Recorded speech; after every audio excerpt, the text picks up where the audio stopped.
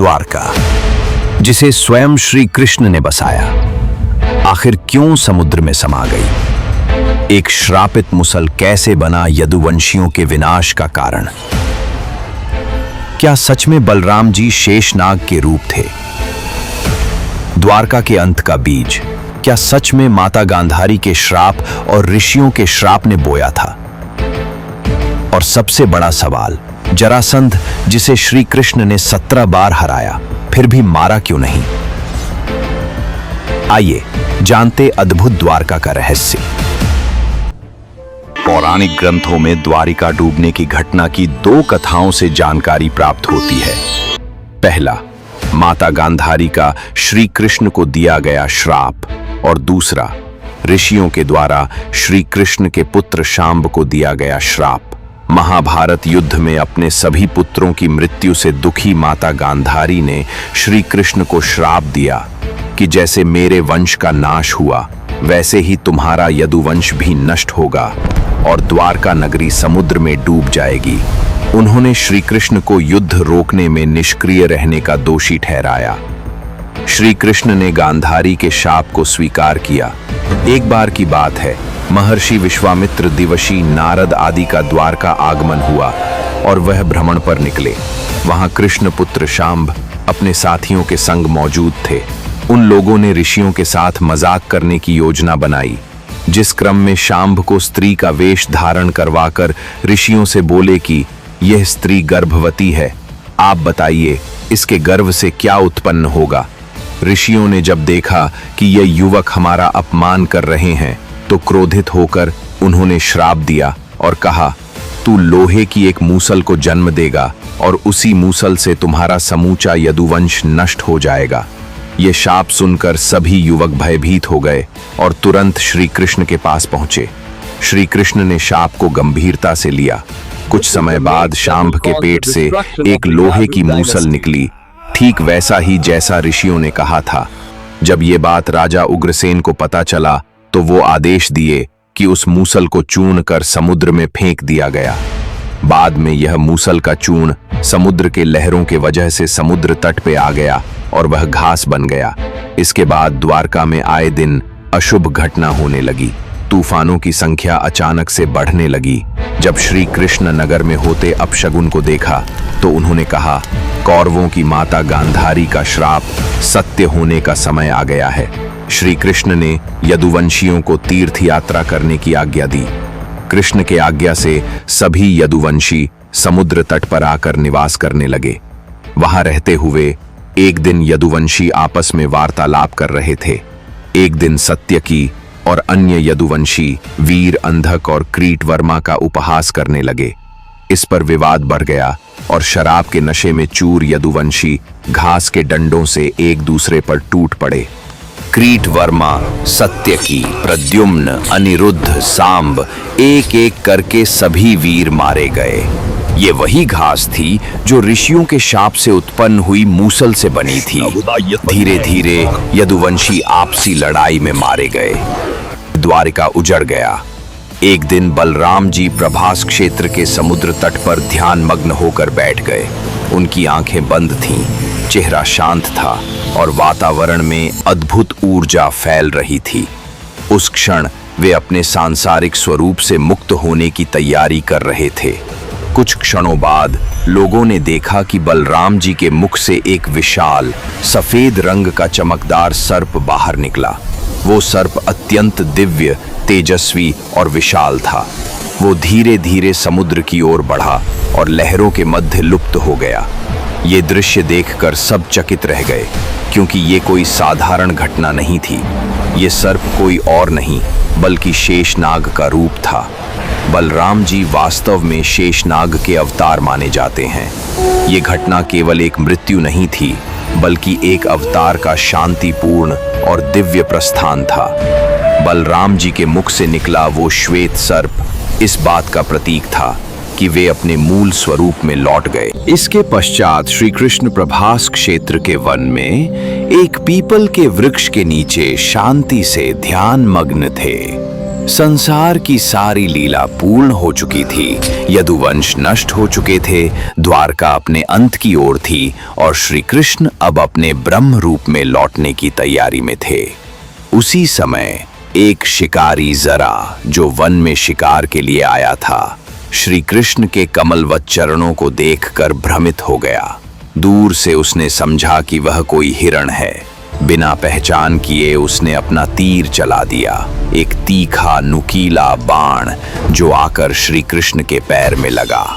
जैसे ही तीर लगा, जरा श्री कृष्ण के पास पहुंचा और पहचान कर भय से कांप उठा। वह श्री कृष्ण के चरणों में गिर पड़ा और रोते हुए क्षमा मांगने लगा। उन्होंने जरा को स्नेहपूर्वक उठाया और बोले, डरो मत जरा, ये सब पूर्व निर्धारित था। तुम केवल माध्यम हो।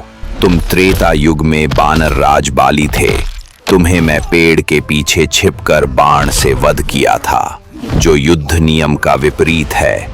इसलिए मेरी मृत्यु तुम्हारे द्वारा लिखी हुई है। जरा रो पड़ा, पर श्री कृष्ण ने क्षमा कर दिया। फिर वे आंखें मूंद कर ध्यानस्थ हो गए और धीरे धीरे अपने पार्थिव शरीर को त्याग दिया। जब श्री कृष्ण का पृथ्वी पर अवतरण समाप्त हुआ और यदुवंश का विनाश हो गया, तब द्वारका नगरी पर भी विनाश के बादल मंडराने लगे। समुद्र जो सदियों से द्वारका को घेरे हुए था, धीरे धीरे उसे निगलने लगा। ये सब गांधारी और ऋषियों के शाप का ही परिणाम था। द्वारका नगरी धीरे धीरे जलमग्न होने लगी। उस समय श्री कृष्ण के वंशजों, स्त्रियों, बच्चों और बचे हुए नागरिकों को तत्काल कहीं सुरक्षित स्थान पर ले जाने की आवश्यकता थी।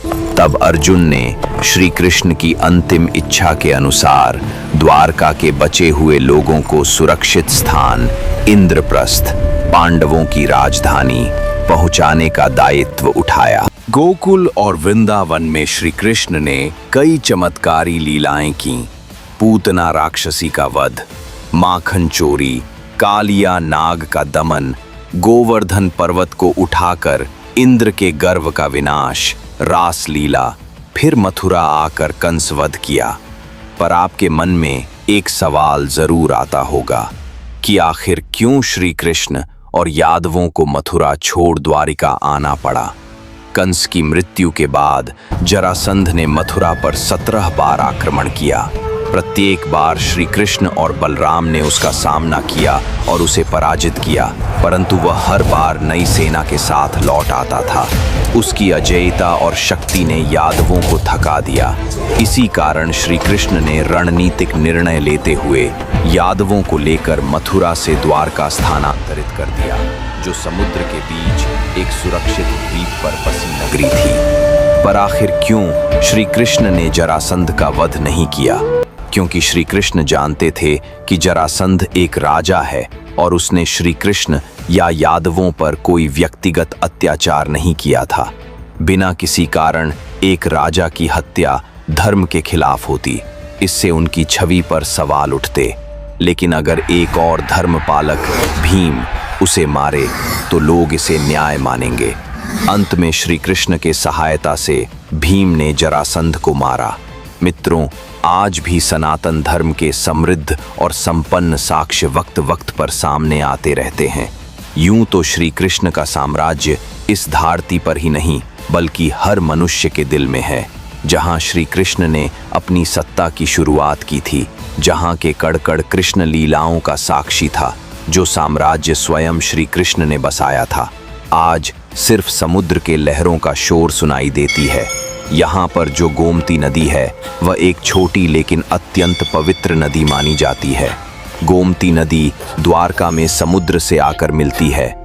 जहाँ ये संगम होता है वहाँ गोमती घाट हिंदू तीर्थ यात्रियों के लिए बहुत महत्वपूर्ण है। कुछ लोग जो पहले द्वारिका, जो समुद्र के अंदर है, इसे मनगढ़ंत कहानी मानते थे। 1983 में समुद्र के भीतर हुए एक अद्वितीय और ऐतिहासिक पुरातात्विक अन्वेषण ने इस विचार को चुनौती दी और भारतीय इतिहास में एक नया अध्याय जोड़ा।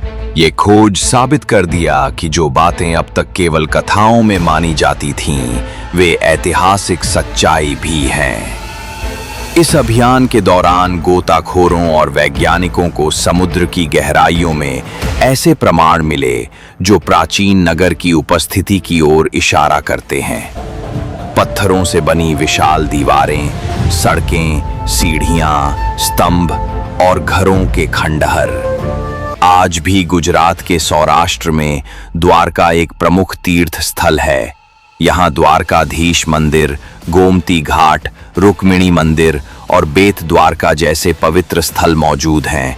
हमारे ही धर्म की कितनी बातें हैं जो हमें कुछ पता ही नहीं, और हम आंखें बंद करके अपने अतीत को जाने बिना ही सवाल उठाते हैं। हम भूल गए हैं कि हम ऐसे धर्म से हैं जहां संस्कृति, सभ्यता और संस्कार को हमेशा जिंदा रखा गया है। हम सनातन धर्म में जन्मे हैं, और सनातन धर्म का न तो कोई आरंभ है और न ही अंत। ये ब्रह्मा की रचना से पहले भी था और सृष्टि के अंत के बाद भी रहेगा। अगर आपको ये डॉक्यूमेंट्री पसंद आई तो लाइक करें और चैनल को सब्सक्राइब करें ताकि ऐसे ही रोचक और रहस्यमयी कथा आपसे मिस ना हो।